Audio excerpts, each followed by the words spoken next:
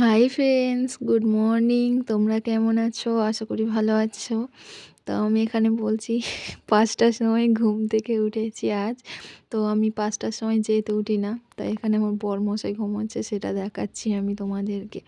তো ৫টা মানে আমার কাছে অনেকটা ভোর, যেহেতু আমি ৭টা ৭:৩০টায় ওঠা মানুষ। তো আজকে একটু বড়ি দেওয়া হবে, তার জন্য তাড়াতাড়ি ওঠা। তাই এখানে তো মা তো মিক্সি চালাতে পারে না, তো মাকে ডালটা পেস্ট করে দিতে হবে। একটু আমিও বড়ি দিই মার সাথে, আমি পারি না, তো যেরকম পারি চেষ্টা করি দেওয়ার। তো দেখো এখানে আমার হাত থেকে মিক্সির বাটিটা পড়ে গেছে, তাই মা ঠাকুর ঘরে পুজো দিচ্ছিলো, মা একটু বকলো। তো এখানে আমি সব কিছু হয়ে গেছে, নিয়ে চলো এবার ছাদে যাই। গিয়ে দেখো ফ্যান আনছি ডালটা, এবার মা চলে আসবে, আর কি করা যাবে, পারি না, আমিও পারি না, মাও অতটা পারে না, দুজনে যেরকম পারি দেবো।